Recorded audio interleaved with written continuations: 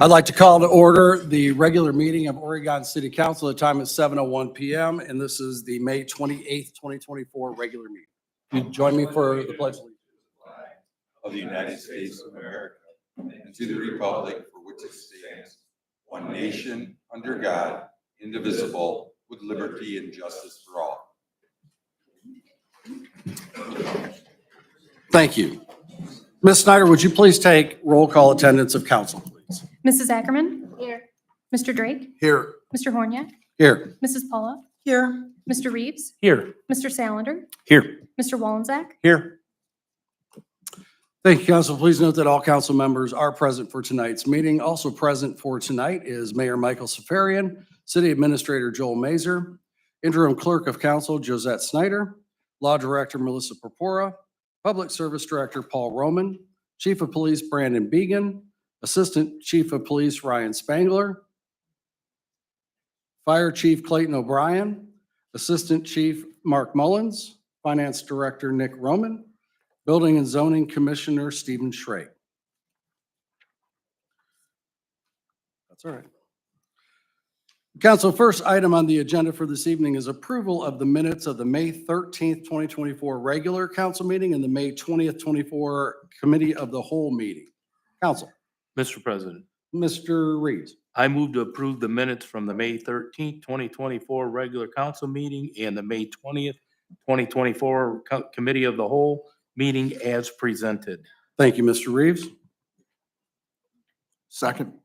Seconded by Mr. Drake. We have a motion by Mr. Reeves, seconded by Mr. Drake for approval of the minutes of the May 13th and May 20th meetings for Oregon City Council. Council, are there any objections? Hearing none, the minutes are accepted. Next item on the agenda for this evening is persons and delegations. Thank you. In keeping with what we've been doing through this, we do have a number of people signed in this evening to speak. So I would ask everybody, when you come up, state your name and your address for the record. And if you can keep it to about 3 to 4 minutes, we'll give you a wave somewhere in there, let you know. We'll ask you to start wrapping up so that we have enough time for everybody to be able to share what they came here for this evening. With that said, the first person on the agenda is David Kirk.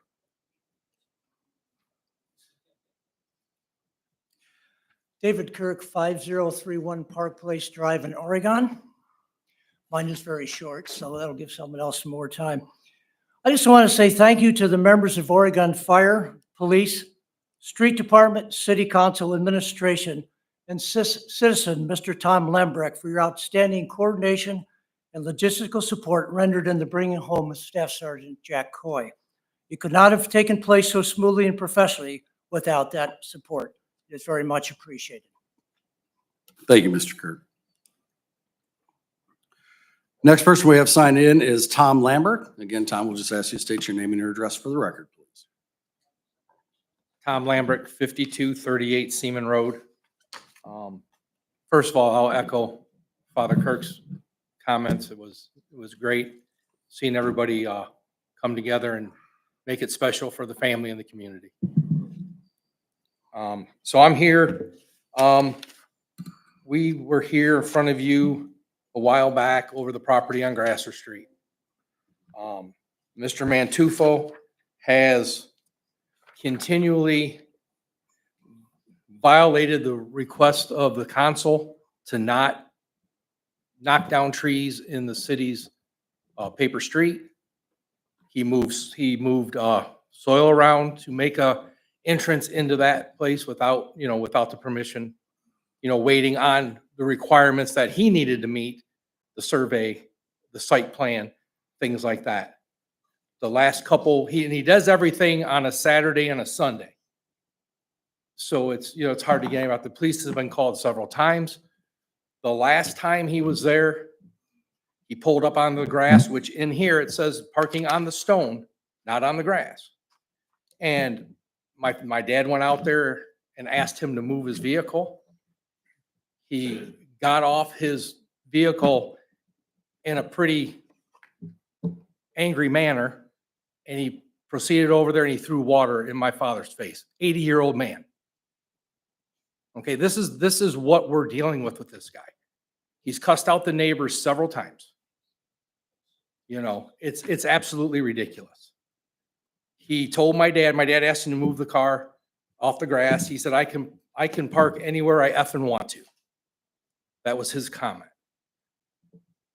He's went up there and, he threw I had a no trespassing sign, threw that to the side, knocked it down. This is ridiculous. Now the parking, we'll address the parking. The parking there, a few meetings back, Mr. Roman said that Tim and Aaron can park on the stones just off the road. They received a warning on their vehicle that they had to be 5 feet off the edge of the road on a stone parking. Well, that's not what was discussed here a few months ago. So that's an issue. That's one of the issues.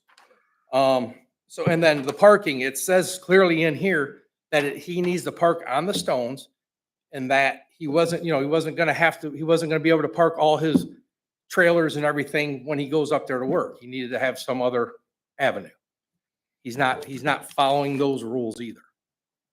So I talked to Paul today, and he's going to grant access to his property through the city's paper street. He already has bulldozed it down.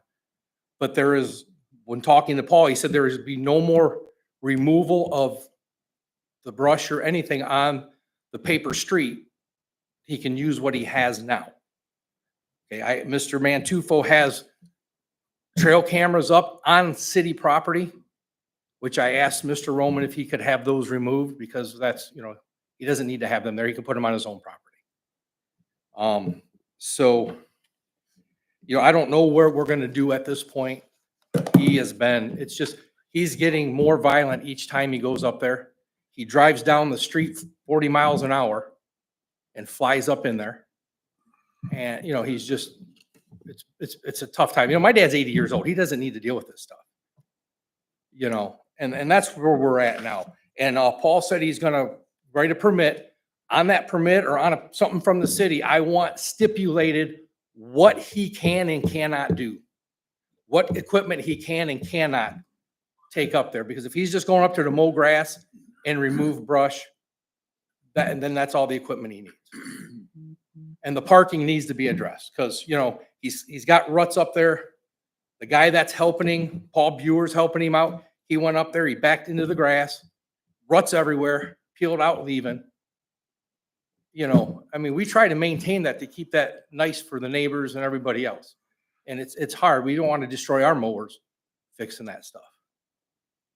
So we need something specific from the city stating what he can and cannot do and where he can and cannot park. The police were up there and told the neighbors, well, you have to park along the curb. Well, that street's only 8 foot wide. If you park a car along the curb, then you got to drive into the grass to get around it. So it makes no sense. So if that could be done, that would be greatly appreciated. Thank you. Thank you, Mr. Lambert. Mr. Roman, we would just ask, are those things that we can stipulate to, are those feasible as far as whatever agreement we're making there? Yeah, Mr. President, and, we did meet with Mr. Mantufo last Thursday, him and his attorney, and me and Melissa Cabrera. And I said that they needed what's called a work in the right of way permit, which would lay out conditions. Last time the conditions that we had under the encroachment agreement, that is now all void because that was turned down by this council. So you're really starting from scratch.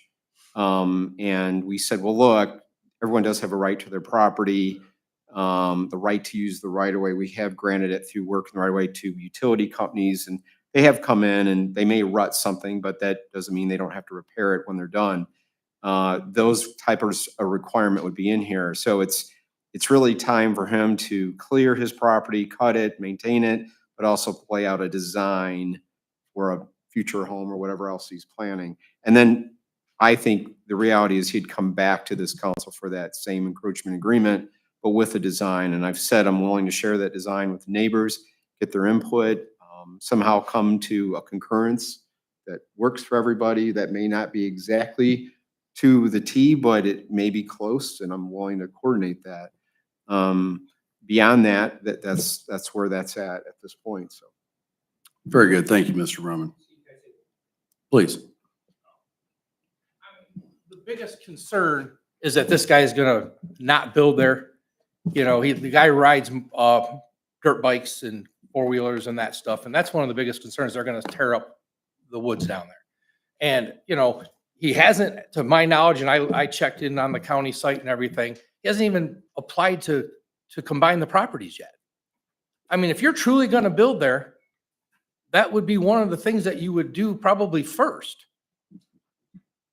I mean, I know it doesn't take long. It's not a long process, but I think, Mr. President, if I could, I mean, if I'm gonna do something such as put a lot of money into a lot, I would first do my design, first thing, survey and design before I did well, the anything. survey's done. And that's what, And well, he has a property survey that identifies corner points and it was professionally done. It is certified. Dave Andrus did the work, did attach that to the work in the right-of-way permit, but he needs topo. He needs to show where things are draining, what Right. he's planning to change grade. I mean, there's a lot more to it that's not in that survey. And I did explain And he that. to him. changed that right now with. So there's definitely more survey work to do, but he does have the basic survey for property pins. Yeah, and you know, and again, he just hasn't, any of the rules that you have set to this point, he has not followed. Well, those he's conditions taken- went out when the encroachment got voted down. I'm saying there are no rules right now. Well, but he didn't have rules to go through your I- right of way and he did it anyway. I get it, but I'm And, just you know, saying and those and the- conditions don't and- apply and, you know, anymore. And law enforcement's been called Understood. and they can only do what they know Yep. what to do on their end. Yep. You know, if they don't have the information that, hey, these people can park in this location or this or that, it's, you know, it's just lack of communication. Yep. And So- Mr. President, if I could, Sure. just that the officers were doing their job in terms of, Absolutely. of knowing where you can park, where you can't park. The problem is Grasser's only half a road. It's only 12 foot wide with curbing on one side and then stone on the other. These people have been parking probably, you could say illegally, but no one's calling on them. They've done that for years and life goes on, you know, it's not a problem. And now you have Mr. Mantufo coming in and parking and he gets called on. Well, the police have no choice but to be fair and say, well, wait a minute. You know what I mean? So they're just, Well, but the problem is it falls on the residents that were living there too now, and that's a problem against them. So Right. it's clearly a feud as well, you know. you know, Let's Mr. call it- Mantufo doesn't live here. I get it, Okay? He owns property here, but he doesn't live here. I get it. They live here. They have the right to their street. And that parking's been done for 50 years like that. Every person that's lived in that house Understood. has parked vehicles in the same way that they're parked now. So, I understand. so to be fair would be to allow him to park there. Well, that's the thing. And, you know, Well, I think You that's the question of it is, you know, rule for one is rule for all. Right. As it comes to that, until there is another agreement or a pending option for an agreement That's correct. for the easement access. And at that point in time, stipulations can be added in. And I think it, you know, it's clear that we certainly want to and there's address no it. issues when he comes up there and parks on the stone. But when he pulls into the grass, that's where the issue's at. The problem is there's not enough stone officially to park along the non-curb side is the Right. problem. It's never been. Very there. good. Very good. Thank you, Mr. Roman. Thank you, Mr. Lammer. Next person we have is Chris Schultz. Again, we'll just ask you to state your name and your address for the record. Chris Schultz, 3460 Mary Ellen, and I'm here to talk about animals. And animals in the sense of the regulation that you're considering passing on the keeping of farm animals on residential property. I'm a farm girl at heart. Grew up in a farm, lived on a farm, so I know what a farm and a farm means and what animals provide on that farm. So I'm not opposed. Ms. Schultz, I'm sorry to interrupt you. Could you move forward to the microphone just a yep. little bit, just so the Sure, folks at sure. home can hear you as well? So I'm not opposed to farm animals in general. What I am opposed to is the location of the animals on the said property. And are we evaluating the size of the property by comparison? So for example, my property is probably like a 60 by 100 foot lot versus somebody that has a 2-acre property parcel, right? They would be different. So I'm just asking that you consider the impact that this will have on neighbors, maybe pitting neighbors against neighbors too when it comes to disagreements between what the property owners of each property want. For example, I sent pictures earlier to council. I don't know if you've opened them or not, but this is what the property, corner of the property looked like prior to ducks being introduced. This is that same corner of the property that I look at every day from my patio after ducks were introduced. So I'm concerned that we don't have a really firm handle on what the requirements are. I know it's 25 foot from a window, so there's various things, but everybody views those different requirements differently. So I just wanted to make sure that we had some more content to that regulation before you consider it. Also, the regulation calls for 25 feet from window or door, but that's a mere 8 yards. So I'm still going to have the smells of those animals coming into my window. 8 yards is not much, right, for me to you. I could smell. And then it's important to remember that each resident will have a different perspective on what proper care and maintenance of their property is. While the regulation provides guidance for measurements and sizes of buildings, storage of food and waste, the regulation does not provide sufficient content to ensure the properties do not contribute to community blight. I think it's evidenced by that picture. I heard from a few council members that this regulation was a result of what communities are doing, but the only municipality that I found with a regulation to allow for the keeping of farm animals was the city of Toledo. In fact, when I read the proposal, it seems to mirror what the city of Toledo is doing. I checked the this is all website. I checked Perrysburg was considering it. And again, you probably know better, Steve, but I think they took it off, voted no, but they grandfathered the current animals, farm animals, chickens in, and then they had those current chickens tagged with a tag. So as they passed away, that the owners couldn't replace them, obviously. And then, so that would be something, information on that. And then I do have a few questions just to propose tonight to learn more and to gain a better understanding. So that's why I'm here. Who requested this regulation? Is this a community thing that people have come to you and said, we want chickens, ducks, and rabbits on our property? And then who will manage the nuisance compliance as a result? Will the city hire extra staffing to manage site complaints and inspections? And what studies have been conducted on the health and safety of the farm animals in residential areas? What diseases do they carry? What studies have been conducted on property valuation as it results to housing of farm animals on these residential properties? And then what are the sizing requirements? Like I said, I probably a 60 by 100 foot lot versus somebody that has 2 acres, totally different. And who's going to manage the conflicts between the neighbors? One neighbor has ducks and the adjoining neighbor has hunting dogs. You can see that would be a conflict right off the bat. Should the police be contacted for noise complaints? Sorry, guys. Should the police be contacted for odor complaints? Currently, waste, according to the regulation, is supposed to be stored in containers. How and when is that waste to be disposed of? Off property. So how does that get off property? Is that going to waste management to take care of? What do we have, 20-some thousand residents in the city of Oregon? If we all got farm animals, will that waste then increase the city's capacity? Then will we have to increase our contract with waste management for the pounds of waste that we're providing them for the landfill? And then should the city of zoning and building be contacted for blighted properties created by the farm animals? In my current situation here, I value my neighbors. I value the ducks. I wouldn't want to see anything happen to them. But with that comes skunks, raccoons that are also coming to eat those eggs. In this particular instance, he's killed 2 skunks since he's had these animals and thrown them out in the field, so we get to smell that. So again, appreciate my neighbor, and I don't want to be pitted against the neighbor because I don't think this is what this is about. I'm just bringing these to your attention. So as you vote on this, please know that this is going to happen with the neighbors because you're going to have some neighbors that care differently about their properties than other neighbors, and some people take care of problems differently. So just wanted to bring it to your attention, and then I'll just stay to find a better understanding of what exactly it is and how this came to be. So appreciate your time. Thank you. Very good. Thank you, Mr. Schultz. Next, we have Jim Ellerbush.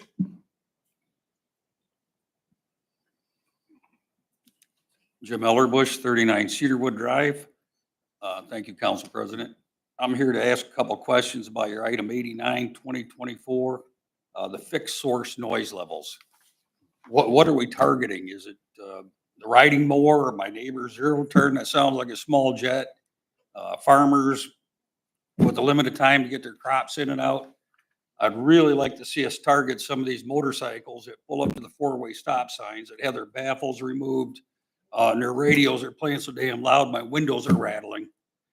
These trains down here, building these trains up at night, crashing these things. I really don't see a problem with, as far as zoning with the neighbors with a noise problem. Not like I see with traffic and with the trains. Thank you. Thank you, Mr. Ellerbush. I believe we may speak to that a bit when we get to that point tonight as well. Last person I have is Aaron Mawhorter. I said that correct? Again, just state your name and your address, please. Erin Mahorter, 322 Grasser Street, Oregon. I'm just here also to follow up with what Tom Lambrecht had talked about. The encroachment agreement was denied back in April 8th, I believe. And since that time, Shane Mantufo has come back to the property. He was here on May 19th. He came with a ditch witch again, heavy machinery. He drove through the city property, cut down more trees to widen the path to get to his property. My neighbor called the police. They came out. They asked him to leave. I wasn't home at the time all this happened, so like Tom said, Shane got upset. He threw water at his father, Mr. Lambrecht. My question is, why is nothing being done? He was denied access. He was not allowed to put a driveway in. Why is he still bringing heavy machinery? What's going to stop him from continuing to destroy property? I talked to Paul earlier today. He said he's going to grant him permission to use the right of way. So now, in my mind, that's going to give him, he's going to think he's going to continue to do whatever he wants. Whereas, he's already been doing that. So how do we go about, he's been parking in the stone, which the police told us we couldn't no longer do because you have to be 5 feet from the road because it's uncurbed. I respect that. We will no longer park there. We're parking on the curb now. But he pulled up, today's Tuesday, the holiday's throwing me off. He came on Monday night, this past the 27th, parked out in the grass. Again, the police were called by my neighbor because he's illegally parking. If we're not, the homeowners aren't allowed to park in the street, why is he allowed to park in the street? That's why we're getting frustrated. So he was not given any citation or anything like that. I understand he has to mow his grass, but he doesn't need to park there in order to do so. So we were concerned about what he's going to park, what he's going to drive across when you give him that permit. And again, we want stipulations too. Is he going to be allowed to drive a camper up there and park and leave it on his property? It's all grass. Is he allowed to park in his grass up on his property? So we just want some more information. And, do we keep calling the police every time he shows up? I mean, this is getting kind of frustrating. Fair enough. One thing I will speak to that is I think per Mr. Roman's comments earlier is as that agreement is worked out, the restrictions and stipulations will be set into that. So the original one that was proposed was not granted, which Right. means in essence, to his point, we're starting from scratch again.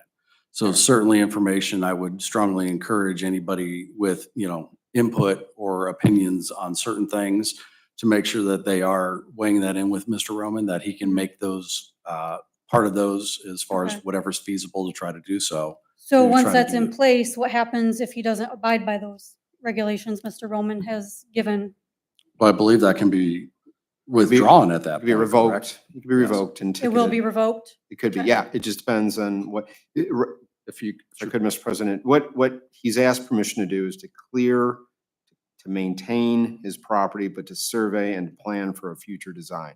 That's basically what he wrote out on the front, and that's what I'm holding him to. But I think there should be a time period. I don't think it should be forever. It should be enough time to lay out a design. I think there has to be some conclusion as to what he's actually doing on the property. And so it'll lead to something, whether it's an encroachment agreement back to this council with a design, I think would be his goal. It'd be something that I'm willing to share with the neighbors that are there and to try to work something out. But I think by rights, to have access to your property, to be denied that, I think would be a problem. I mean, there's a utility company, all kinds of companies that use the right of way. Doesn't mean they can't restore it. Doesn't mean if they damage something, put something back. But you gotta be careful on where you deny someone access to their property. That's all. Fair enough. Thank you, Mr. Roman. Okay. So what is Ohio's law on landlocked property? I mean, does the city have to give him permission? Is there a law on that? Well, it's a public right of way, so it's available to the public. Doesn't mean you can't do anything you want, but if you get the proper permitting to be in it, just like work in the right of way permit, they would have access. If you read, and I can always give you a copy of it, but there's a listing of conditions that come with that work in the right of way permit. Restoring it, watching what you do, don't interfere with other utility infrastructure that's maybe in place there. I don't know the specific how revised code, but you know, we are a charter city. We do have our rules in place. We do have a work in the right of way ordinance as well. So that is well established. I guess I also want to bring up too, that Shane was out, he parked in front of my neighbor's home this morning around 7 AM. I only know that because he was blowing his horn repeatedly, trying to provoke my neighbor Doug to come out. I know they're having an issue with, you know, I believe Shane was upset because Doug had called the cops on him the night before about parking illegally out there. So, you know, it's just kind of, you know, I don't feel safe to come out of my home when Shane's there. So what are we supposed to do? You know, I have a 1-year-old son that wants to be outside all the time. How do I protect him if there's going to be cars, you know, if he's going to be driving across the grass there? Mr. President, Mr. Reeves. thank you. This is a question to the administration. What does he have permission to do right now at this point? He has no permission from us at this point. Then if he doesn't have permission, I don't believe he should be having access to it until he gets the right paperwork, permit work, whatever it takes to to be able to make his way to the property, making sure, I understand, you know, he probably, like you said, I'm very doubtful that he's just trying to go in there to do regular maintenance to make sure the upkeep on it. I just think we ought to, as an administration and council, deny him access until he comes in and gets the proper paperwork that will be agreed upon for him to use that property. Up until that point, I mean, I tell you, he wouldn't have thrown water in my face but once. We can't have that kind of stuff going on. But to make a long, I think everything should be ceased and assist right now until he comes up with the right paperwork. And that's the issue that we're Thank you, Mr. having. He Reeves. doesn't have any permission to do anything, but when the cops come, he keeps coming back. You know what I mean? Like, where do we draw a line? Who do we need to talk to? Is it the chief of police? I don't, you know, I'm asking for your help here. Mr. President. Yeah, I was gonna say, Mr. Roman, go ahead. So we met with him and his attorney last Thursday. I said you need to submit a work in the right of way permit. They did that Thursday afternoon. I was off Friday, but we are reviewing it. That is the paperwork for him to maintain his property. That is him getting permission. We are planning to put conditions on it, similar to what we've done before, but it's not to the degree that he wanted things before. He is still in a planning stage. He's still in a survey stage and planning it out. He has submitted the proper paperwork for that. We just have not approved it yet. And that was just last Thursday. Mr. President, Go ahead, Mr. Reeves. then if they haven't been approved yet, he's not approved to be doing what he's Correct. doing over there. That's in my humble opinion. Understood.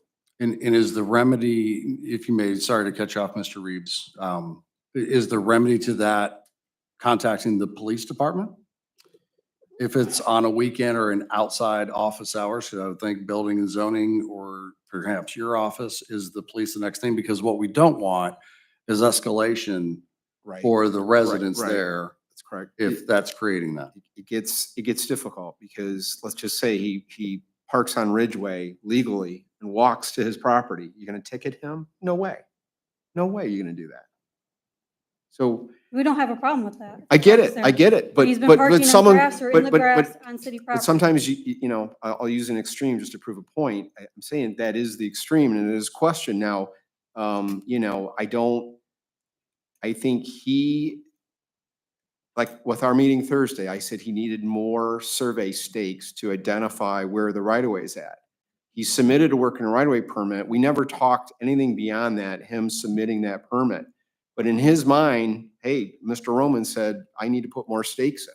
That's what he was probably doing over the weekend. He just thought he could do it. Well, he pulled up, I have pictures. He pulled up with Understand. the trailer, his truck. parked in Understand, the and he grass, thought he could. And that's So illegal. I get it, but it's a misunderstanding, just like you guys, you know, thinking you could park there this whole time. Well, he and was it- warned on the 19th when the police came that he was not to park Understand. there. I as understand. well. We got a warning as well. So we Right. stopped parking where we were told not to Correct. park. But Right. he continues to come back. So what I'm saying is, it's a little of a gray area with the shape and size of this road versus other city roads and other city laws. And when we talk about permits, it gets very particular. So, I think my goal was to talk to police about it because this road, I think you should be able to park there, to be quite honest, on the uncurbed side, just like you have been for years. And I think I wanted to talk to police about that. Is there an exception to the rule here? Because it isn't a normal road. Beyond that, with Shane, it is more about setting the conditions in a work in the right of way permit. But he needs to put together a design, and eventually, if he is planning a house, I think he is, maybe he's not. I mean, I want to believe he is, being productive. He's going to have to come back to this council body for an encroachment agreement. And I think from what I took last time from council, your opinions, is that he needs a design that doesn't only work for him, but at least gets concurrence from his neighbors. You can't say it's required, but I would get it if it was me. So that's- Fair enough. So just to try to help bring that to closure. So as you're working through this agreement, doing your review, these points obviously become part of that. Mhm. That permission for the work in the right of way does not come back before council. Is that correct? That's correct. It is my decision to make, but it's a temporary, when you work in the right of way, it's a temporary thing. It's not meant to be To get to a permanent. final solution. Yeah, if so the I would final definitely give a solution is- time frame for his use of it. Fair enough. So I think that can help set some parameters within that.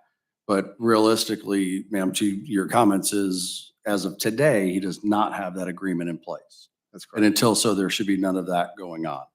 And the remedies would be, rather than interjecting from the residents, I would say contact the police, Yes. contact Mr. Roman's office, the building and zoning office.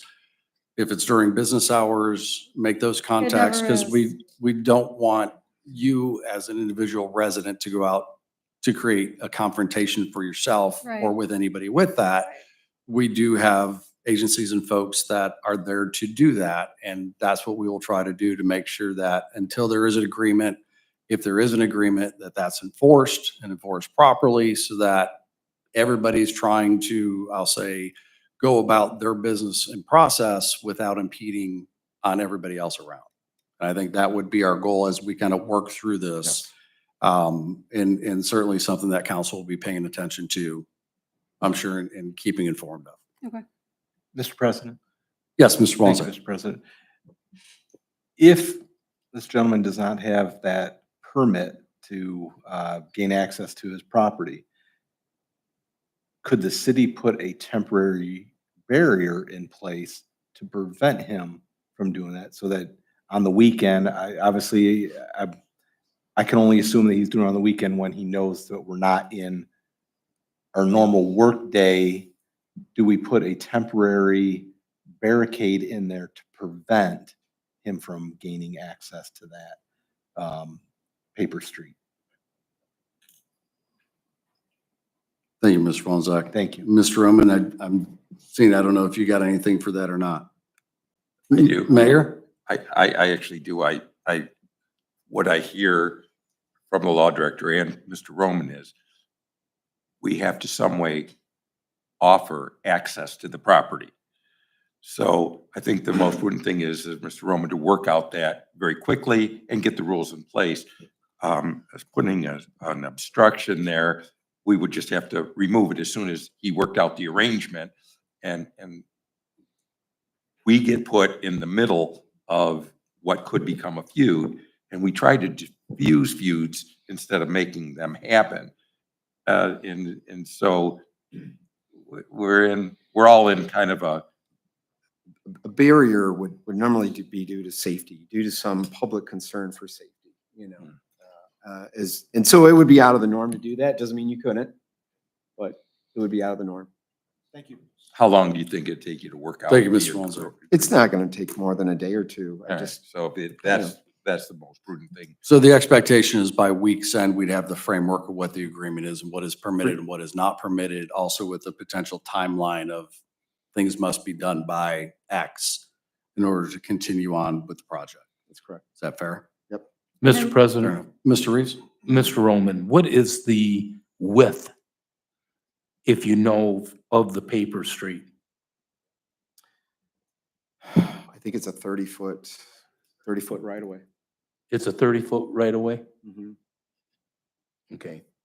And we're gonna give him access to the 30 feet? Well, yes, and it's to enter into his 4 lots that are on the side street, basically, the paper street itself. And any kind of damage that he does to that paper street, that right of way, and that 30 feet width, 15 from the center line, correct? He has only the rights to get access to his property and clear his property, not the right of way. So he's already created his access. I don't foresee that changing at this point. And I can be more specific in the conditions, but the reality is the clearing is for him to clear his property, not the right of way. I'm just, like I said, I'm real concerned with what's, excuse me, Mr. President. Go right ahead. You have the I'm floor. still real concerned about the after-hours stuff of him doing things that he wants to do compared to what he's allowed to do. That's what really frustrates not only me as a council person, which isn't near as much as how it's affecting our citizens that live in that area. That's what really bothers me. When you have somebody, and I don't know him from Adam, but somebody that continues to do what they want to do, regardless of if there's any consequences or not, you give them an inch, they take a mile. And I think that's what's happening here. And I would hope that we would stop him from doing anything access-wise or whatever to that property until he gets a permit and we know what's going on. That's just my opinion. I'm not gonna speak for the other 6 council people or the administration, but if he's doing what we hear right now that he's doing, and he's not here to defend himself, I just think that everything on that property should stop until he gets the okay, and he can only do what's required, or he can only do what is in that permit. Well, so, Mr. President. Go ahead. Go ahead, Mr. Mr. Reeves, Reeves. keep in mind, the permit to work in the right of way is only regarding the right of way. His rights to do what he does on his property is gonna be by law, what you're allowed to do on a property. Mr. Roman, I do understand that, but right now, his only access is through that paper street, correct? Understood, yes. And he's not abiding by the way it sounds, what you have verbally, and I don't mean you personally, the administration has verbally or told him that he is allowed to do. And I think if that's the case, then it's over and done with until he gets, I wouldn't give him permission for that paper street until he gets all the permits in order for the property for the paper street for his property.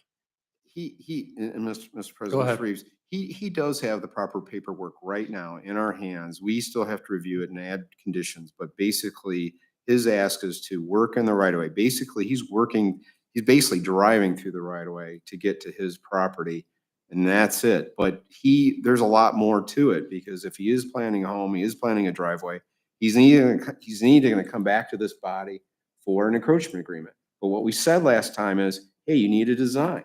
Well, to do a design, you need access to your property. How do you get access to your property? Through a work in the right of way permit. So that's what he submitted. So I would say he's done that. Yes, he does these things on the weekend he shouldn't do, but no one's given him the inch at all. Matter of fact, we gave him very specific conditions in that encroachment agreement, but we voted it down. Mr. President, Go ahead, Mr. Reeves. Mr. Roman, please, I don't want to get in an argument here, because it's not about what's up here, but he needs to abide by you giving him access to that property or to the paper street. I understand he can take his vehicle onto that paper street, do what he needs to do, but he can't upset the apple cart by doing things that he shouldn't be doing Understood. to the property. That's my whole thing. I don't want to deny him access to his property. I understand that might be the only way of getting it, unless he wants to go through the Lutheran home and try to see if they'll give him some kind of access through the other way of it. But right now, it doesn't, and from what I have heard and what we have heard, I'm not going to speak for everyone, he is, it just sounds like he's doing what he wants to do and not caring about the effect that it's having on the people that have been there for years, or even if they've only been there a couple years. It's just, I was always told to do the right thing. And to me, that sounds like he's not doing the right thing. And if he's gonna come back here to council, I don't wanna have preconceived notions of, this guy's not doing what he should be doing. We're gonna all turn it down. He's not making a positive influence on us. Thank you. Fair enough. Thank you, Mr. Reeves. So I think the interest and efforts need to be in working through that agreement sooner rather than later. Let's get the rules of the road established. Make sure the folks in the neighborhood know what that is, so that everybody at least understands what the approval and what the restrictions are, which gives us some governing capability moving forward as to what those are. And if we can accomplish that within the next day or two, then I think we have that framework in place that gives us something that becomes enforceable. Okay. Is that fair? All involved? Sound fair enough? Yeah, I just have one last thing to add. Sure. So everyone's aware, when the police did come out on May 19th to the property, they were videoing him with his body cam, and they did state, the officer stated that if he's knowingly, willingly clearing city property without permits, it is a felony. It could be a felony. So I did reach out to Melissa last week, and I spoke briefly with her earlier tonight. So I just want to, I'm going to continue to follow through with this because, like Mr. Reeves said, he's doing what he wants to, with no repercussion. So that's what we're concerned about. You may give him, all these regulations with this, but who's going to enforce it? So that's why I'm concerned. So, thank you. Thank you, Ms. Marauder. Thank you all. Council, we will move in. We have two public hearings this evening. We'll move into the first of those. And I will open the first public hearing at 7:45 PM. Public hearing is for a new application for an agricultural district for Paul F. and Lana Romstadt for 4.146 acres located at 5312 Navarre Avenue, 2.816 acres located at 5346 Navarre Avenue, 4.373 acres located at 5354 Stadium Road, 19.53 acres located at 5205 Pickle Road, 5.86 acres located at 5231 Pickle Road, 10 acres located at 5259 Pickle Road, and 13.008 acres located at 5262 Navarre Avenue. At this time, I would call forward anybody who wants to speak in favor. Hearing none, I will call forward anybody who is here to speak against. Hearing none, we will close the public hearing at 7:46 PM. Council, I would ask if there's any questions from council on item 95 regarding the public hearing for the agricultural district. Hearing none, I would assign item 95 of 2024 as ordinance 95 of 2024 and ask Ms. Snyder to read it into the record. Approving inclusion of certain lands situated in the city of Oregon, Ohio, owned by Paul F. and Lana J. Rumstadt into an agricultural district for a 5-year period and declaring an emergency. Thank you, Ms. Snyder. Council. Mr. President, Mr. Reeves. I move for passage of ordinance 95 of 2024 as an emergency measure. Thank you, Mr. Reeves. Second. Seconded by Mrs. Pauloff. We have a motion by Mr. Reeves, seconded by Mrs. Pauloff for ordinance 95 of 2024. Ms. Snyder, will you please take a roll call vote of council? Mr. Reeves, Yes. Mrs. Paula, Yes. Mrs. Ackerman, Yes. Mr. Drake, Yes. Mr. Horniak. Yes. Mr. Solander, Yes. Mr. Wallenzeck. Yes. Thank you, council. Ordinance 95 of 2024 passes with the vote of 7 yeas and 0 nays. Moving on, our next public hearing. We will open the public hearing at 7:47 PM. This is for a new application for an agricultural district for 5360 Navarre Avenue LLC for 6.28 acres located at 5380 Navarre Avenue and 7.923 acres located at 5420 Stadium Road. At this time, I would ask, is there anybody here to speak in favor? Hearing none. At this time, I would ask, is there anybody to speak against? Hearing none, we will close the public hearing at 7:48 PM. Counselor, are there any questions or comments on item 96 of 2024? Excuse me, Mr. President. Ms. Ackerman? I just want to make sure, okay. I was reading a different address.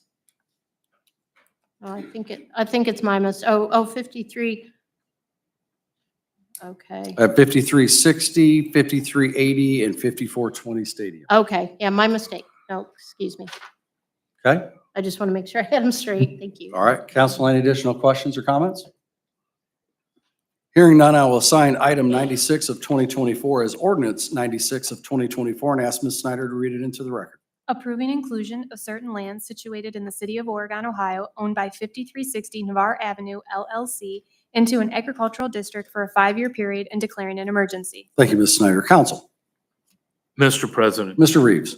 I move for passage of ordinance 96 of 2024 as an emergency measure. Thank you, Mr. Reeves. Second. Seconded by Mrs. Polliff. We have a motion by Mr. Reeves, seconded by Mrs. Polliff for ordinance 96 of 2024. Ms. Snyder, will you please take a roll call vote of council? Mr. Reeves, Yes. Mrs. Paula, Yes. Mrs. Ackerman, Yes. Mr. Drake, Yes. Mr. Horniak, Yes. Mr. Solander, Yes. Mr. Wallenzeck. Yes. Thank you, council. Ordinance 96 of 2024 passes with a vote of 7 yeas and 0 nays. Council, we do have 3 additional items this evening, which is item 97, 98, and 99. I would ask for a motion from council to add those to tonight's agenda. Mr. President, Mr. Reeves. so moved. Thank you, Mr. Reeves. Second. Seconded by Mr. Solander. We have a motion by Mr. Reeves, second by Mr. Solander. Counselor, are there any objections? Hearing none, items 97, 98, and 99 are added to this evening's agenda. First item on the agenda, we did talk through this at our committee of the whole meeting, which is item 88 of 2024. Are there anything additional from the administration on this? Mr. President, Mr. Mason? there's nothing additional to add, just the purpose of the legislation is this is a requirement of the ORC. The Regional 911 COG puts this plan together. There is a review committee. It is reviewed by the COG representatives from each of the jurisdictions.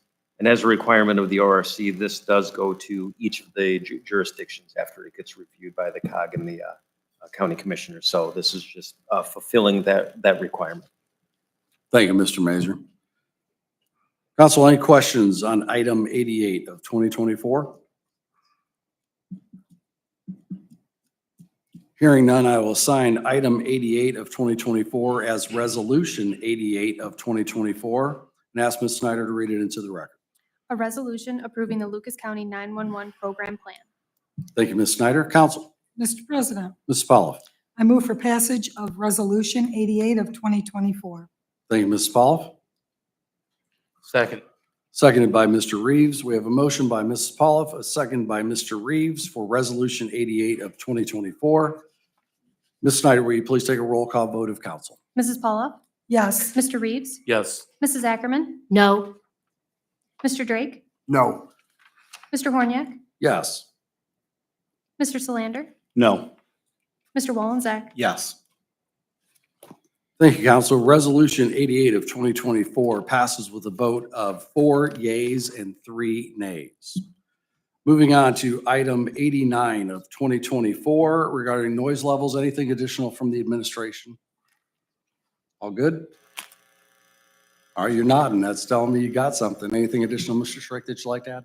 Mr. President, Go ahead, Mr. Schreck.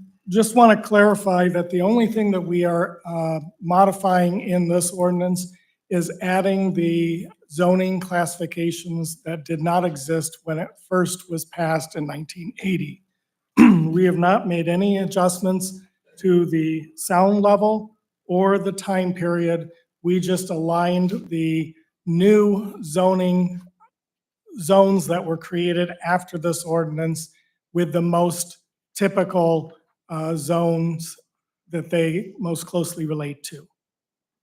We also added a provision in there that states that zoning districts not listed in the table are to follow the most closely related land use listed, so that if there is any additional zones that are created after this ordinance, we will have a method to process it. Thank you. Very good. Thank you, Mr. Schreck. Council, any questions on item 89 of 2024? Hearing none, I will sign item 89 of 2024 as ordinance 89 of 2024 and ask Ms. Snyder to read it into the record. Amending section of chapter section 531.14, fixed source noise levels. Thank you, Ms. Snyder. Council, Mr. President, Mr. Reeves. I move for passage of ordinance 89 of 2024. Thank you, Mr. Reeves. Second? Second by Mrs. Polliff. We have a motion by Mr. Reeves, a second by Mrs. Polliff for ordinance 89 of 2024. Ms. Snyder, would you please take a roll call vote of council? Mr. Reeves, Yes. Mrs. Paula, Yes. Mrs. Ackerman, Yes. Mr. Drake, Yes. Mr. Horniak, Yes. Mr. Solander, Yes. Mr. Wallenzeck. Thank you, council. Ordinance 89 of 2024 passes with a vote of 7 yeas and 0 nays. Moving on to item 90, which is the keeping of farm animals. And before we start that, I would state that we talked last week about removal of one of the sections dealing with animals other than chickens, ducks, and rabbits. That has been removed, correct? Yes, Mr. President. Anything yes. additional, Mr. Mazer? Just a couple of items. I think that we did, I didn't receive that email, so I don't know what questions you had. But I didn't see them, but I know that Mr. Strake did receive them, so he can answer to a lot of the questions. But the reason why this came up the way it did was because we have received some requests from residents, and they have been coming through to the Planning Commission on a more frequent basis. We just had 2 new ones, as you know, the 10 ducks, and apparently they don't have a special use exemption right now for the 10 ducks, which is why it's in the Planning Commission, but they appeared overnight. So what this does is creates at least a regulation and some standards in place, because right now it's kind of a little bit of a free-for-all. I can point to several locations now around the city where people do have chickens and they don't have special use exemptions. So that I know of, I'm sure there are more. But there are some people, in fact, there's a gentleman behind you who's raising his hand right now, and I saw you walk in a little bit late. That's Jacob Sublette, is one of the people. I think he sent everybody an email in support of this too, so he's one of them. But that's how it kind of came about, is that, and it's becoming a more regular, more frequent thing that we get these requests. So it's not all the city of Toledo's. I mean, some of it is. We did pull. There's a lot of good things in the Toledo ordinance, in the regulations, but there are some from other jurisdictions too that are added in. I think this is a very comprehensive ordinance for this type of use. One better than I've seen in other jurisdictions that we've researched. You know, I was in Toledo when the chicken ordinance there was passed originally. And I remember that, you know, this is something that a lot of the residents wanted. So, I mean, I think it kind of goes both ways. I understand the concerns. I do know, you know, with 6 chickens, I don't recall, after that was passed, I don't recall ever having any complaints, hearing about any complaints from any of the people that had chickens. But I can tell you that we looked at our complaint database, and we don't have, even from the ones, the owners of chickens that we have now, we haven't gotten no complaints. The only complaints that we've ever received here are ones from people that are operating without any kind of special use exemptions and with an excessive number of animals. So with that, I'll stop there. I know, I think the mayor wants to say something. I think Mr. Schrake can answer to some of the questions. Thank you, Mr. Mazur. Mayor? Thank you, Mr. President. And I can speak a great deal about this subject because it initiates in our planning commission. And we started to get several requests about 12 years ago for these type of animals. And mainly it was chickens or what we allow is just hens, female chickens. But about 12 years ago, we start getting multiple requests. And we started a process where we would grant the ability for someone to own these animals as a temporary basis. And if they maintained for a year, we would grant them a permanent ability to house those animals. And we started developing standards at that time of how they had to maintain them. So we spoke amongst us in the planning commission saying, well, we would like to establish different rules. And so one day pass legislation so we wouldn't have to have people come through, pay the $300 filing fee and go through the city council to the planning commission, back to city council to vote on these issues. During the past 12 years, we'd get on the average of 6 to 8 applications a year. And every time that we issued it, starting out with temporary until we come up with the different standards, the people would have to come back once again to the planning commission to see to it that they met their obligation of maintenance at their homes to have these animals. And we figured it was after this many years, we come up with a standard that we could actually pass the legislation and the people wouldn't have to go through all that process. And Ms. Schultz, the person that has the ducks next to you does not have a permit. And if they did, they're in violation where they wouldn't be able to have those animals, even though it'd only be 6, with the standard they're keeping there. So the rules, and Mr. Schrake will get into discussing what they have to maintain, but we did grant each of the people that applied during these past 12 years the ability to have the animals at their house. And over those years, like I said, we made the restrictions or the obligations that they had a little more stringent. And that's why we came to that number of 6 with the regulations we set up. We felt comfortable to place it before city council. Remember, because city council did approve every one of those requests that came in also. Each of the people that were up here, if I recall, I think there were unanimous votes each time they came forward with these with the requests for the SUEs. So with the restrictions we have and the obligation people have to live up to, we feel we can enforce the action if someone isn't properly taking care of the animals or they're leaving odors or mess or whatever. We believe we addressed in their requirement. They still have to get a permit, and even if this does pass, their permit could be revoked. So we believe we're achieving everything we set out to do with the current process of going through the special use exception with this legislation, still having the governing power to revoke a permit and maintain decency in the process if they do. So and it took us 12 years to come up with everything we have here. Very good. Thank you, Mayor. Mr. Schrake, anything to add? Thank you, Mr. President. If you would like, I would want to entertain I'd like to answer some of the questions that Ms. Schultz Please. had. I won't go through verbatim each of her questions because we'll be here for another 10 minutes.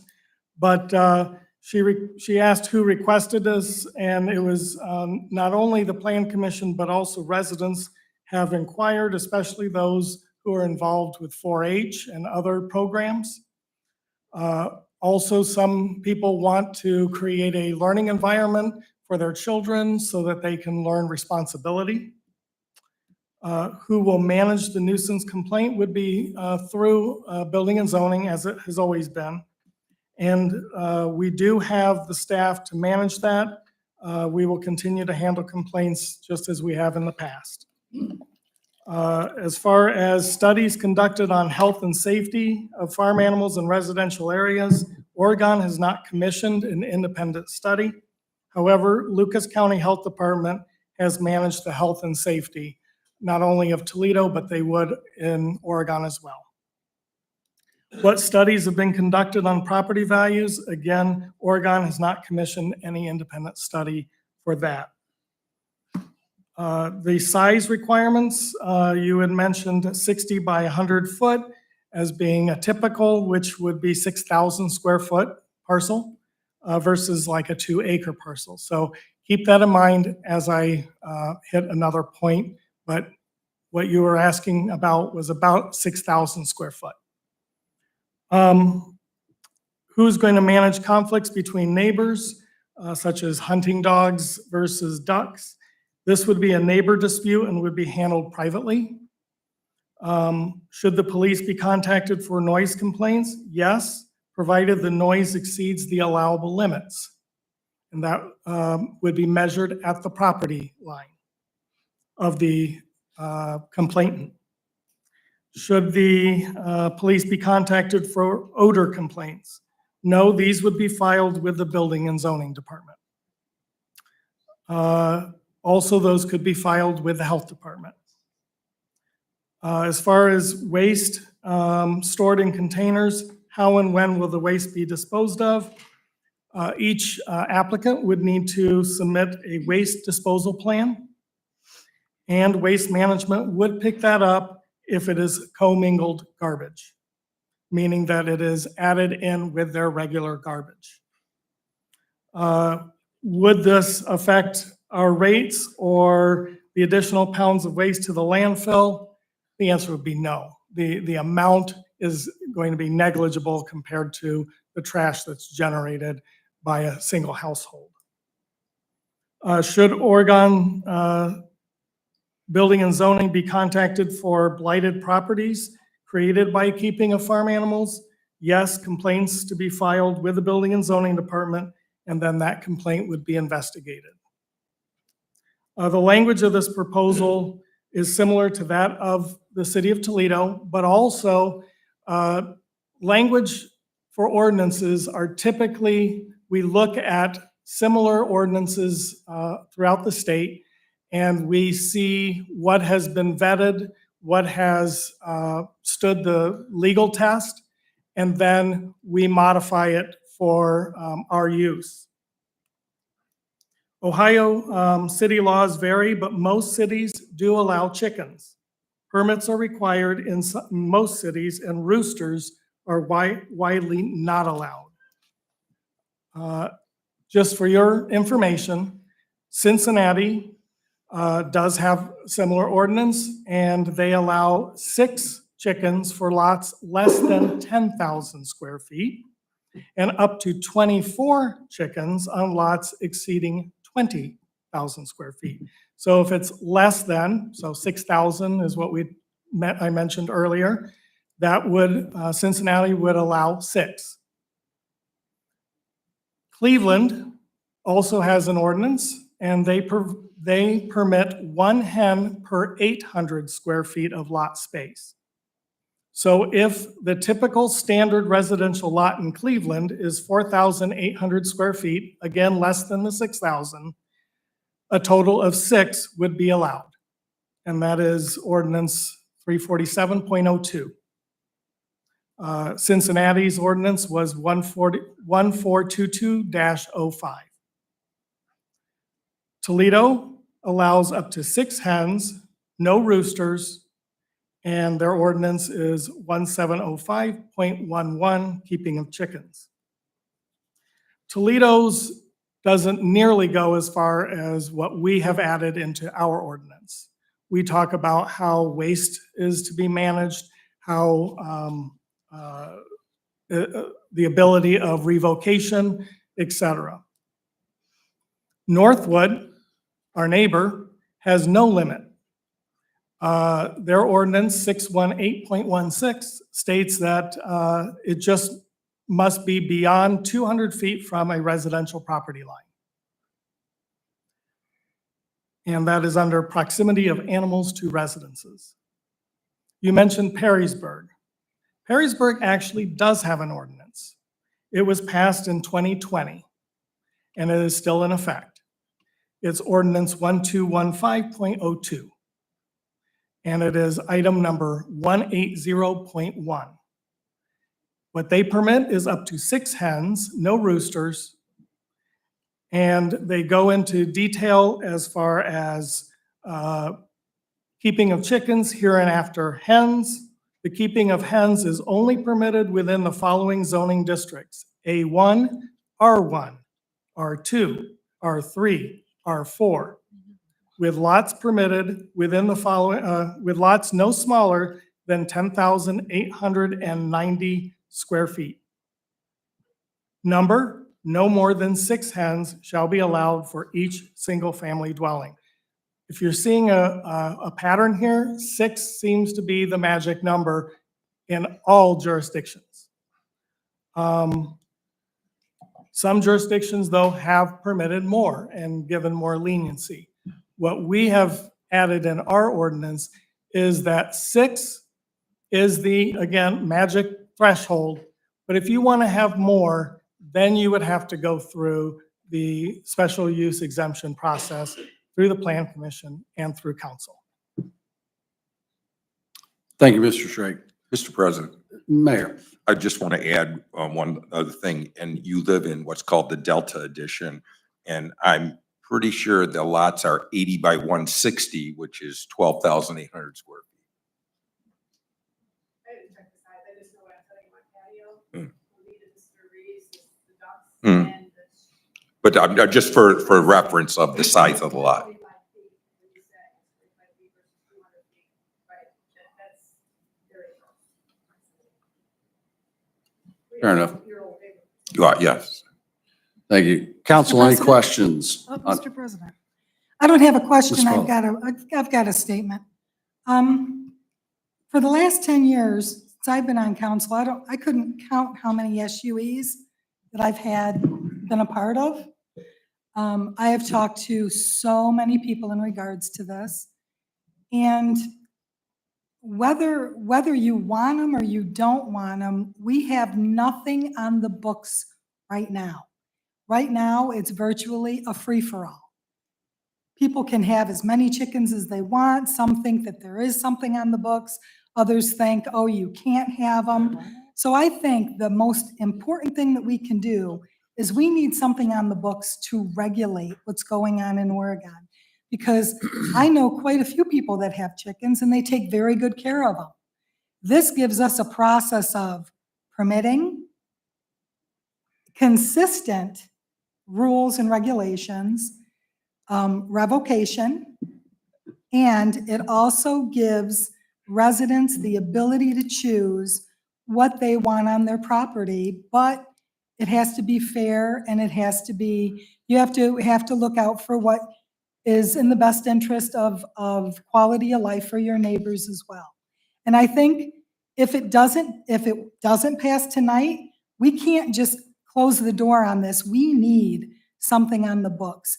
And I really want to thank Mr. Strake because you did a lot of due diligence with this and you came up with things that we didn't even think of before. So I think it's tidy. I think the fact that you can make a complaint and it'll be taken care of and you have to abide by the ordinance that's written, that's the most important thing here tonight. Thank you. Thank you, Ms. Paulo. Council, any additional comments or questions? Mr. President. Mr. Wallenzeck. Thank you, Mr. President. I believe Ms. Schultz, one of her issues, or maybe her main issue is the separation of the coop to the houses and the 25 feet. How do we come up with 25 feet and maybe not 50 feet, 75 feet, 100 feet? How do we come up with 25? Go ahead, Mr. Shrake. Mr. President, Mr. Wallenzeck, you have to remember that some of these properties are only 100, some of them are 70 feet wide. So if you put in parameters of 50 foot from either side, you can't have it in there. So you are now saying that they are not permitted to house chickens, even in a proper, clean, sanitary way, because their property isn't what would be more common in agriculture properties. So you've essentially said that chickens aren't permitted in residential areas because most of our properties are R2 and the frontage required for R2 is 70 feet. So we tried to be reasonable and establish separations. But the biggest thing is separations from windows or doors of the neighboring property. You can have them right underneath your own door or your own window, but it's your neighbors that you have to be cognizant of. And that's what this ordinance defines. Thank you. Thank you. And I believe. Please, you have the floor. Yeah, thank you. And I believe taking into consideration of the neighbor is appropriate on this more than the homeowner themselves. I'm just saying is 25 feet the number? From the houses are separated probably by 10, 15 feet in an R2. So from that window, you have 10 feet, essentially 10 feet onto the neighboring property, the homeowner that has the coop, it's 10 feet onto their property. I just worry, is that 25 feet enough? And if you're telling me it is, then I have to accept that. I'm just asking, is that enough for the neighbors that have to deal with? They don't want chickens in their yard, but essentially they're having chickens in their yard by having the neighbor have them 10 feet away from their property. Go ahead, Mr. Shrake. Mr. President, Mr. Wallenzeck, if you have a narrower lot, such as 70 feet, and you only have a 5 and 8 foot side yard, which is typical, then the side yard would not be permitted to be used for the chicken housing of the chickens.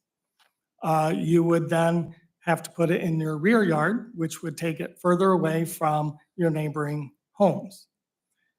As far as smell, prevailing winds, it doesn't matter if you're 50 feet or 100 feet.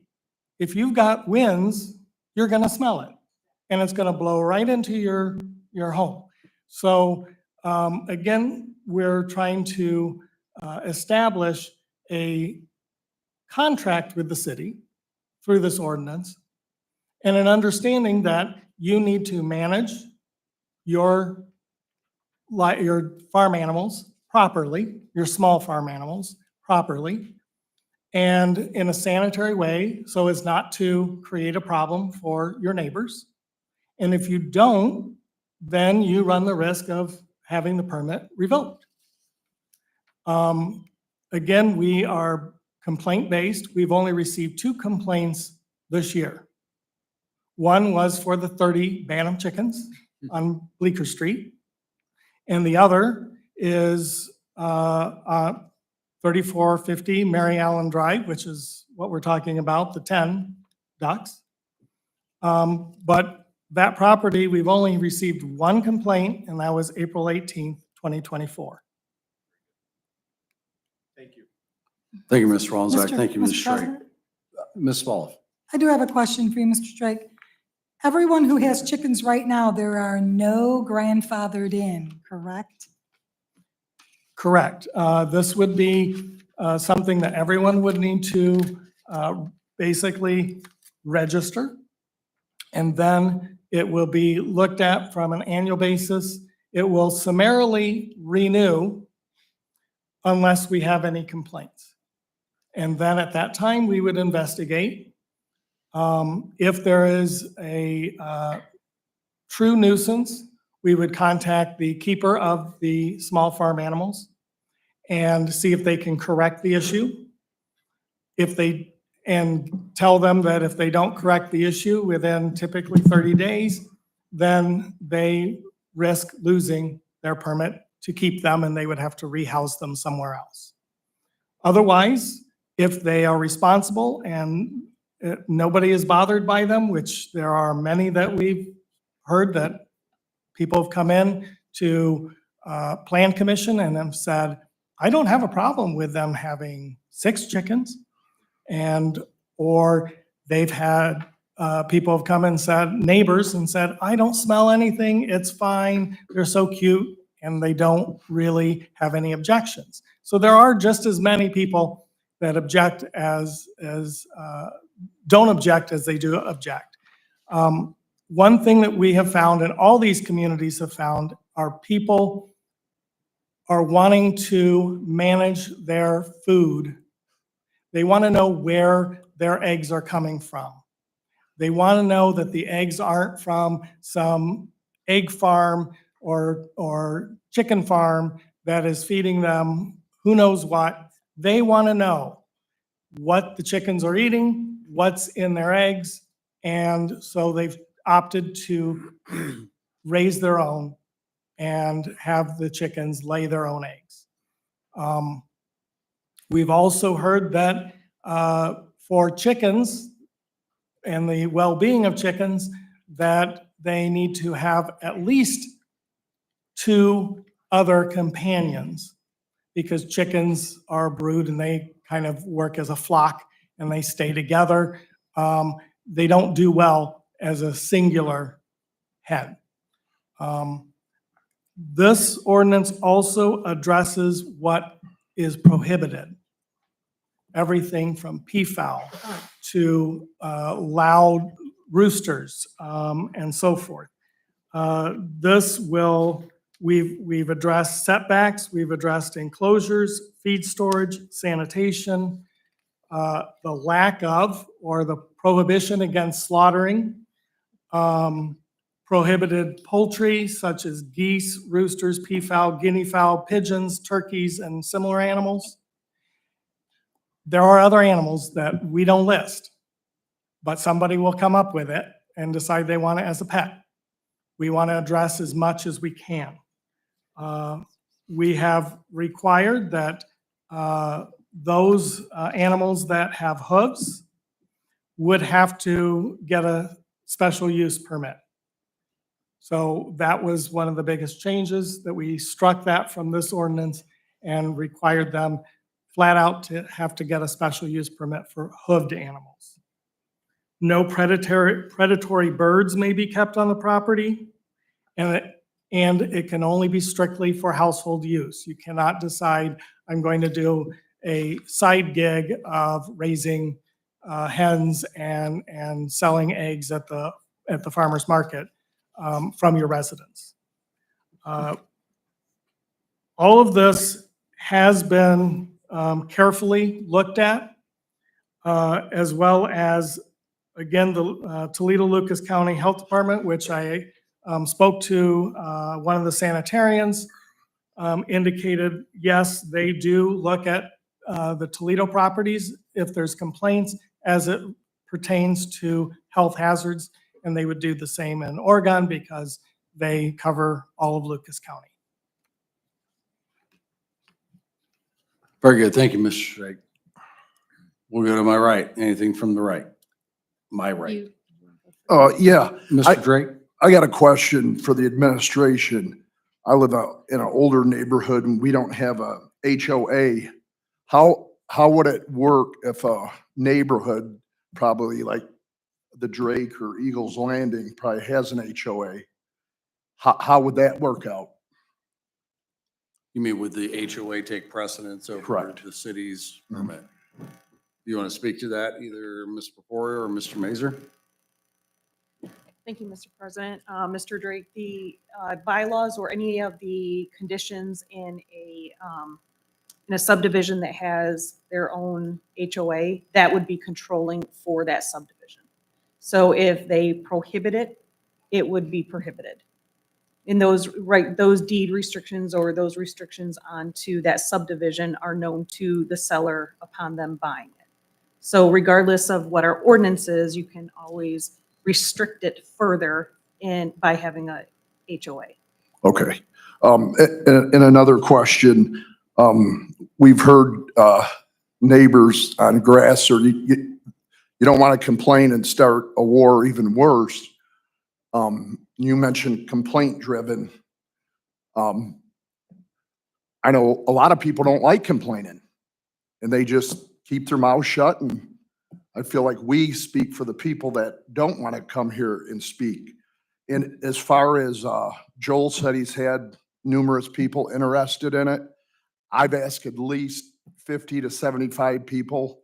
Nobody talked in favor of it. None. So I don't know if it's just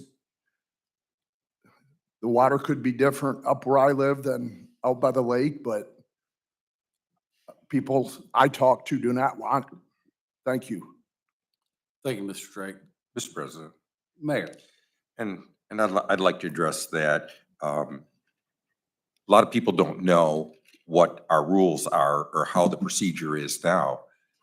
They don't understand that if people come submit a request for an SUE for chickens, with the past practice, we have granted them each and every time for up to 6 chickens. So if people knew all of the procedure, I think they'd be more inclined to not be so offensively against this ordinance, because we're doing everything the same. The only difference is now they apply for a permit before Mr. Schrake's office, and they're held accountable to the rules versus going to the city council, the planning commission, back to city council, and getting those same rules. So the ability to get the chickens have been the chickens or ducks or rabbits is very much the same. The outcome is very much the same. It's just the procedure they have to go through to get there. It eliminates the steps. And we used to face that deal quite often at the planning commission. And we thought, as often as this is before us, is there a way that we could simplify the procedure? And that's merely what we do. So the rules and regulations are the same. It's just the procedures to get there is a little shorter. Thank you, Mayor. Council, any additional questions? Mrs. Ackerman. I see you light Mr. up. President, Mhm. I'm sorry if I laugh about all this, because I've raised chickens, ducks, turkeys, had sheep, goats, a whole 9 yards. So, so I might have a little more farm humor about it. I noticed, and I'm sorry I didn't bring it up sooner, but we have a ban, we don't, prohibited would be geese, but yet we include ducks. Ducks, we don't really address the wastewater issue that are involved with ducks, because as in the video that she shows, Ms. Schultz shows, I've raised them, and you have wastewater is one thing. You have chickens, you have a medium down, you have turkeys that you have a medium, you can shovel up, sweep up, bag up, compost, process, whatever.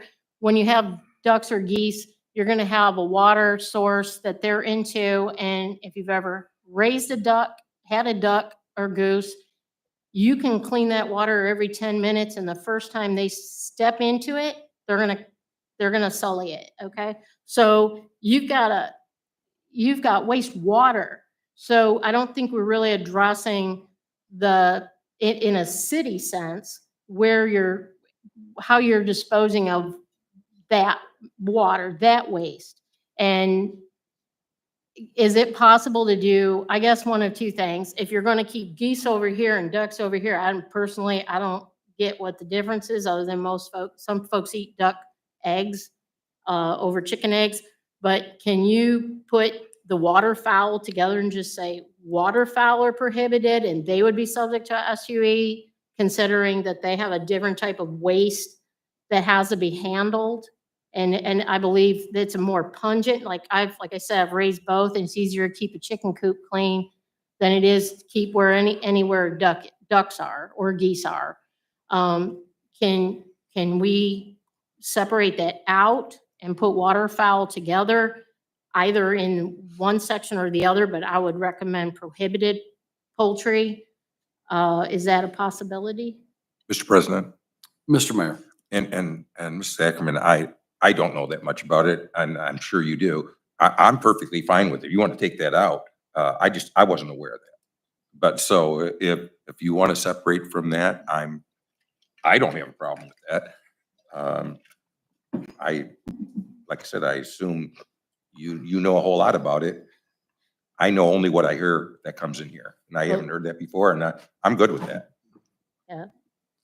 The video is very clear that she shares. It's true. It brought back a lot of memories when you have ducks and you have any kind of waterfowl in it.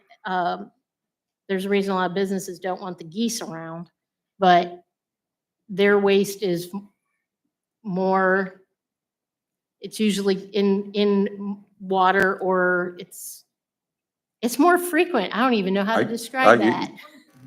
Yeah, You had and me it's at the very first. pungent. You had me at the first time you said You it. know from where you live about the geese on the, Yeah. where you live, right? So, I don't want them geese there. They're in the ponds, every walkway, every. Yeah. so is that something council would consider? Is to It's put- an amendment that put the could be ducks- made. Yeah. I would say once we move to second, it's an amendment that could be made and debated. If there's a motion second for the amendment, it can be debated. We would vote. The amendment was accepted, then that proposed have- amendment would be made part of it. You haven't assigned a ordinance number to it yet. We have have not you? assigned it. You can take it out right now. Just by that, and we administratively, if you want to do that, we would administratively separate that and just not make it part of it. If you would accept that, we would remove it. Well, I guess I'd take more or less a poll of council and their support of removing ducks and waterfowl, or just Yeah, ducks. keep it. Well, ducks is the only thing waterfowl. mentioned. Ducks is the only thing Prohibited, mentioned, yeah. so we would create it as all waterfowl, ducks being included, but ducks would be pulled out from this as presented. I So just it would think be it- rabbits and chickens, I'm sorry. no ducks or waterfowl. It's a apples and oranges when you're raising livestock. I mean, there's the needs of to properly house ducks or geese. I mean, because I noticed that they're in the prohibited, and it doesn't make sense to keep a duck and a goose in a separate category. So, yeah, if you would entertain that, please. Fair enough. I mean, it's the administration's proposal, so if they're okay with that, council, is there any objections to the withdrawal of ducks from the ordinance? Just shake your head, give me something.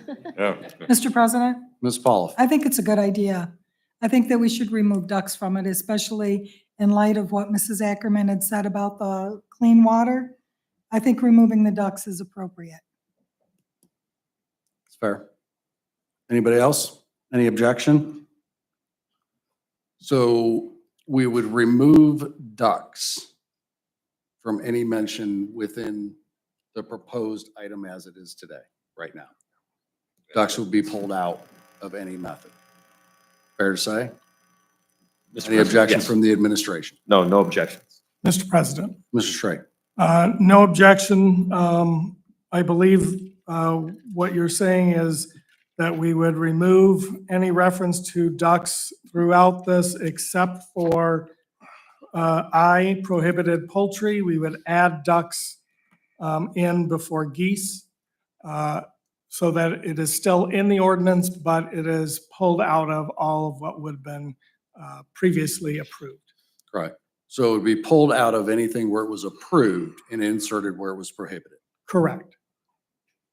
We have no objection to that. Okay. To answer on the geese, and I could be wrong, but it's my understanding that geese are louder than ducks. So that is why it's typically prohibited because of the noise, just like roosters and turkeys, even though you raise turkeys, because of not only their size, but also the noise that they make. Fair enough. So that would be the item as presented, amended with the exclusion of ducks from allowed and added to the section on prohibited. Okay? Any other questions on item 90 of 2024? Hearing none, I will assign item 90 of 2024 as ordinance 90 of 2024 and ask Ms. Snyder to read it into the record. Amending Part 11, Title 5 Supplementary District Uses and Structures adopted by establishing a new section 1155.10 of the Oregon Municipal Code titled Regulation of the Keeping of Farm Animals. Thank you, Ms. Snyder. Council. Mr. President, Ms. Polliff. I move for passage of ordinance 90 of 2024. Thank you, Ms. Polliff. Seconded, was that Mr. Reeves? Thank you, Mr. Reeves. We have a motion by Mrs. Polliff, a second by Mr. Reeves for ordinance 90 of 2024. Ms. Snyder, would you take a roll call vote of council? Mrs. Paula? Yes. Mr. Reeves? Yes. Mrs. Ackerman? Yes. Mr. Drake? No. Mr. Horniak? Yes. Mr. Solander? No. Mr. Wallensack? Yes. Thank you, council. Ordinance 90 of 2024 passes with a vote of 5 yeas and 2 nays. Moving on to item 91 of 2024, which is, I'll say, tent and air structures. Is there anything additional from the administration on item 91? Mr. Schrake? Mr. President, Go ahead. in addition to what I stated at at the committee of the whole, we also received on Monday or Tuesday, a request or a complaint that someone was putting their property up for, on Facebook Marketplace to rent out their property for up to 3 camping tents, and they could use the property's water and electricity. And so the complaint was that they are renting out their backyard for profit and creating a campsite. Thank you, Mr. Schrake. I was speaking with Mr. Mazer earlier, and I am a camper. There is a segment of camping called boondocking or free camp where they literally try to find any place they can camp where they don't have to pay for it. And there are property owners and homeowners all across this country. There are websites and maps and books that detail out all these places you can go. It's not a very uncommon thing, but it is something that's out there. So when I heard that earlier today and we were discussing about it, they actually have a name. It's called boondocking. You can do it at any Walmart parking lot or most Walmart parking lots, Love's, gas stations, most rest areas. So, you know, that is a thing. So having something in place probably is pertinent at this time for that. Council, any questions on item 91 of 2024? Hearing none, I'll assign item 91 of 2024 as ordinance 91 of 2024 and ask Ms. Snyder to read it into the record. Amending Part 11 of the Planning and Zoning Code, Title 5, Section of Chapter 1155.08, Tents and Air-Supported Structures, and declaring an emergency. Thank you, Ms. Snyder. Council. Mr. President, Mr. Reeves. I move for passage of, ordinance 91 of 2024 as an emergency measure. Thank you, Mr. Reeves. Second. Seconded by Mrs. Polliff. We have a motion by Mr. Reeves, seconded by Mrs. Polliff for ordinance 91 of 2024. Ms. Snyder, would you please take a roll call vote of council? Mr. Reeves? Yes.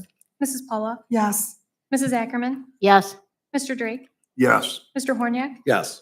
Mr. Solander? Yes. Mr. Wallensack? Yes. Thank you, Council. Ordinance 91 of 2024 passes with a vote of 7 yeas and 0 nays. Moving on to item 92, again, talks about our committee of the whole. Anything additional from the administration or fire on these? Mr. President.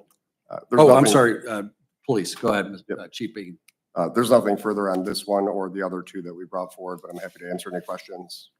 Very good. Thank you, Chief. Council, any questions on item 92?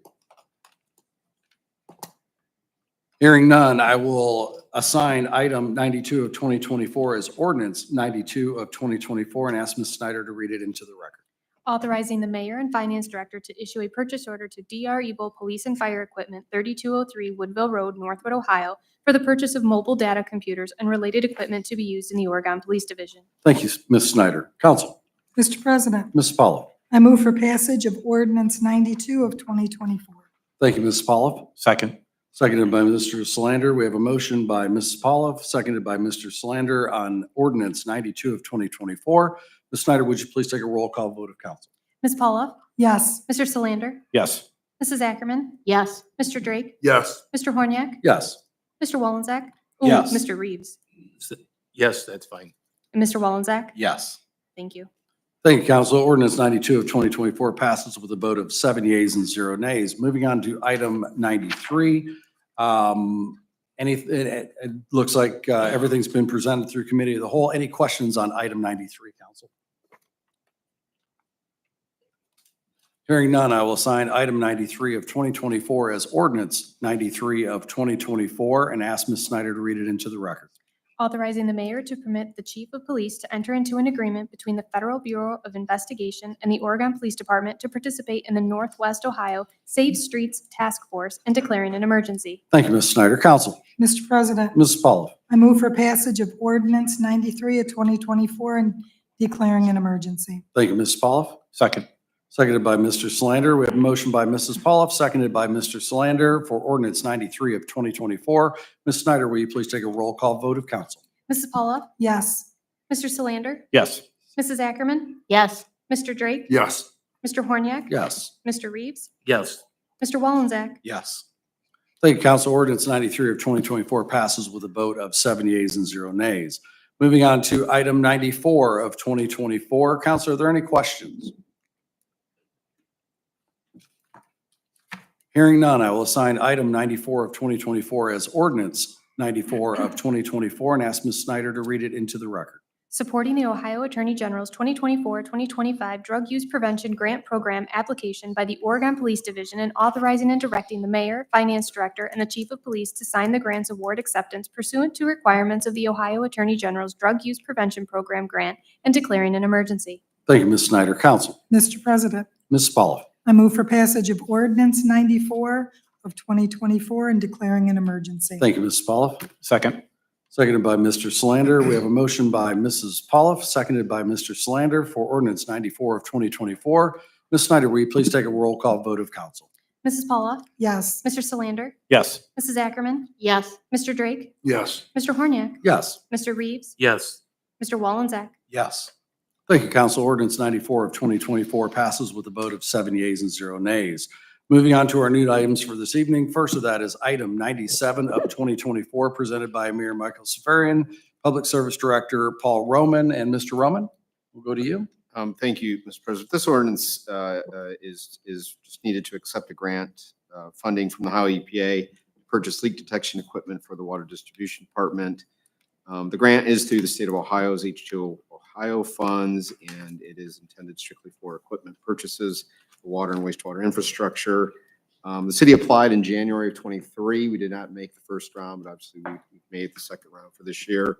It is a reimbursement grant, so we did have money in the budget to cover the initial purchase, but then would be reimbursed once we show that receipt to the EPA. So that's it. We just need the approval to sign the acceptance of the grant. Thank you, Mr. Roman. Council, any questions on item 97? Hearing none, I will assign item 97 of 2024 as ordinance 97 of 2024 and ask Ms. Snyder to read it into the record. Authorizing the mayor, finance director, and director of public service to accept a public water system equipment grant and execute agreement from Ohio Environmental Protection Agency, H2 Ohio Fund, to purchase a subsurface instruments LD-18 water leak detector and high sensitivity sensor with magnet and declaring an emergency. Thank you, Ms. Snyder. Council. Mr. President, Mr. Solander. I'd like to make a motion for passage of ordinance 97 of 2024 and declaring an emergency. Thank you, Mr. Solander. Second, Seconded by Mrs. Pauloff. Thank you, Mrs. Pauloff. We have a motion by Mr. Solander, seconded by Mrs. Pauloff on ordinance 97 of 2024. Ms. Snyder, will you please take a roll call vote of council? Mr. Solander? Yes. Mrs. Pauloff? yes. Mrs. Ackerman? Yes. Mr. Drake? Yes. Mr. Horniak? Yes. Mr. Reeves? Yes. Mr. Wallensack? Yes. Thank you, council. Ordinance 97 of 2024 passes with a vote of 7 yeas and 0 nays. Moving on to item 98 of 2024, and again, we'll go to Mr. Roman. Thank you, Mr. President. I'd like to present this ordinance and the next ordinance together because they are Please. one and the same. Both are needed to purchase a dump truck for the Water Distribution Department. Item 98 is needed for the purchase of a cabin chassis through Freightliner. It's through Cleveland Freightliner, which is part of the state of Ohio purchasing program. The specifications, the cost breakdown is included in Exhibit A. And then item 99 is needed for the actual stainless steel dump body, which is from Kaleida Truck, which is through the Sourcewell or the federal purchasing contract. Again, the costs and specs are included in Exhibit A. Both purchases were included in the approved 2024 CIP budget. So happy to answer any questions. Very good. Thank you, Mr. Roman. Council will take item 98 first. Are there any questions on item 98 of 2024? Hearing none, I will assign item 98 of 2024 as ordinance 98 of 2024 and ask Ms. Snyder to read it into the record. Authorizing the mayor and finance director to issue a purchase order to Cleveland Freightliner Incorporated, 10901 Brook Park Road, Parma, Ohio, for the purchase of a 2024 Freightliner M2 106 Plus cabin chassis to be used by the Water Distribution Division in the Department of Public Service in the amount not to exceed $103,476 and declaring an emergency. Thank you, Ms. Snyder. Council. Mr. President, Mr. Solander. I'd like to make a motion for passage of ordinance 98 of 2024 and declare emergency. Thank you, Mr. Solander. Second, Seconded by Ms. Pauloff. Thank you, Mrs. Pauloff. We have a motion by Mr. Solander, seconded by Mrs. Pauloff on ordinance 98 of 2024. Ms. Snyder, would you please take a roll call vote of council? Mr. Solander? Yes. Mrs. Pauloff? yes. Mrs. Ackerman? Yes. Mr. Drake? Yes. Mr. Horniak? Yes. Mr. Reeves? Yes. Mr. Wallensack? Yes. Thank you, council. Ordinance 98 of 2024 passes with a vote of 7 yeas and 0 nays. Moving on to item 99 of 2024, which I believe is the completion of such truck. Council, any questions on item 99? Hearing none, I will assign item 99 of 2024 as ordinance 99 of 2024 and ask Ms. Snyder to read it into the record. Authorizing the mayor and finance director to issue a purchase order to Kaleida Truck Equipment Incorporated, 30840 Tracy Road, Walbridge, Ohio, for the purchase of a 10-foot Swenson stainless steel dump body to be used by the Water Distribution Division in the Department of Public Service in an amount not to exceed $54,000 and declaring an emergency. Thank you, Ms. Snyder. Council. Mr. President, Mr. Solander. I'd like to make a motion for passage of ordinance 99 of 2024 and declare emergency. Thank you, Mr. Solander. Second, Seconded by Mrs. Pauloff. Thank you, Ms. Pauloff. We have a motion by Mr. Solander, second by Mrs. Pauloff for ordinance 99 of 2024. Ms. Snyder, will you please take a roll call vote of council? Mr. Solander? Yes. Mrs. Pauloff? yes. Mrs. Ackerman? Yes. Mr. Drake? Yes. Mr. Horniak? Yes. Mr. Reeves? Yes. Mr. Wallensack? Yes. Thank you, council. Ordinance 99 of 2024 passes with a vote of 7 yeas and 0 nays.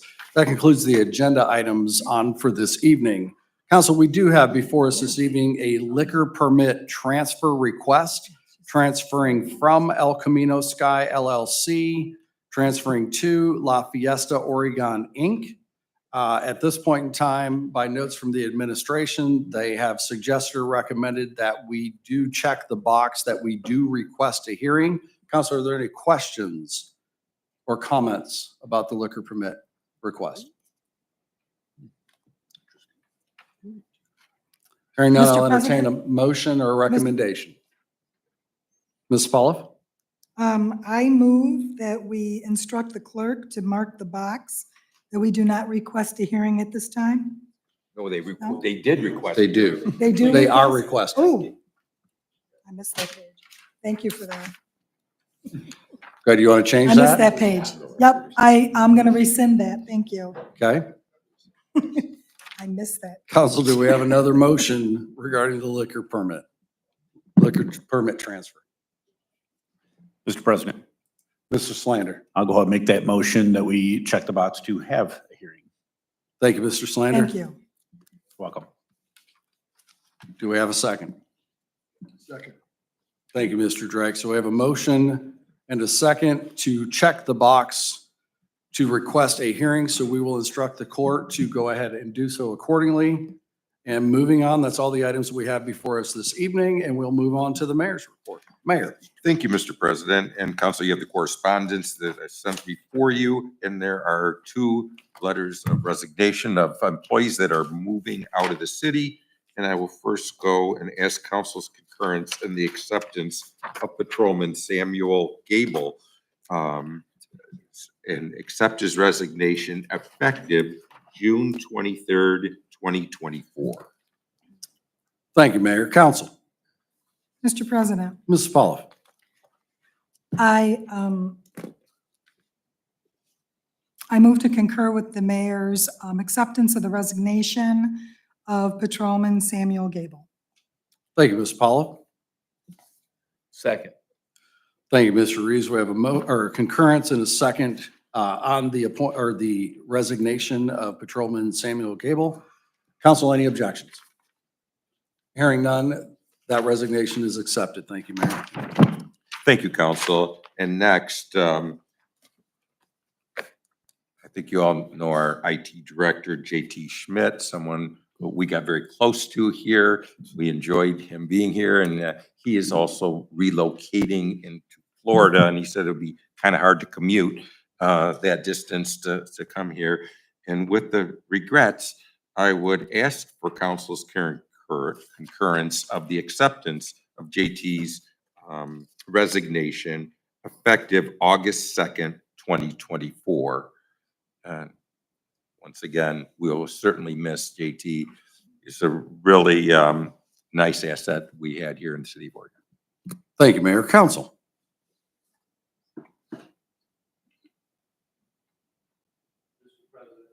Mr. Reeves? I concur with the mayor. Thank you, Mr. Reeves. Second. Second by Mr. Solander. We have a concurrence and a second. Council, are there any objections? Thank you, Mayor. The council concurs with accepting the resignation of JT Schmidt with the thanks from our city for his time served here. Thank you.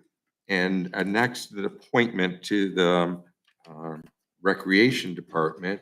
And I'd ask council's concurrence in the appointment of Ella Moore of 5104 Brown Road, classification 3, step 1 at $15.25 an hour with the effective startup date of May 29th, which I believe is tomorrow, 2024, and ask council's concurrence in the appointment of Miss Ella Moore. Thank you, Mayor. Council. Mr. President, Mr. Reeves. I move to concur with the appointment of Ella Moore as presented. Thank you. Very good. Thank you, Mr. Reeves. Second. Seconded by Mr. Drake. We have concurrence in a second. Council, are there any objections? Hearing none, Ella Moore is appointed to the position under classification 3, step 1 in the Parks and Recreation Department. Mayor. Thank you, and that would conclude my report. Thank you. Thank you, Mayor. Mr. Mazur. Thank you, Mr. President. Just one update. The Comprehensive Plan Steering Committee, I sent everybody a list last Friday, so we are still accepting interest from people right now until the end of the week. So once we receive all of the names of the interested people, we'll send that out to all of City Council for their review. And soon after that, we'll have to make a selection because we are planning on starting in mid-June, having the steering committee meet. So just wanted to point that out, and that's all I have. Thank you. Very good. Thank you, Mr. Mazur. Ms. Purpura. No report, Mr. President. Thank you, Ms. Purpura. Mr. Roman. Thank you, Mr. Roman. Mr. Reeves. No report, Mr. President. Thank you, Mr. Reeves. Ms. Powell. No report from my standing committee. I am so sorry I missed that page. I don't know how I missed it, but wow, that was a big page. Thank you for that. Very good. Thank you, Ms. Pollitt. Mr. Wallensack. No report this evening. Thank you, Mr. Wallensack. Ms. Sackerman. Nothing from my standing committee, but I wanted to say thank you to the city for providing a ticket for me to go to the Prism Awards. I was told by some people that have attended that it's all business and, accolades, but it turned out to be an evening of tearjerker, heartfelt. I know Councilwoman Holliff and I looked at each other at one point and was like, oh, like trying to keep it together because it was the sense of community and the compassion and caring. It was a beautiful evening. I really thought I was in for a drier evening, but there were so many good stories of positive things and just people feeling compassion for one another. I was really moved to tears a few times, cold-hearted as I am. But and I also wanted to commend Tom Lambrecht and Father Kirk and Paul. I know Drake helped a lot with it, and everyone that helped.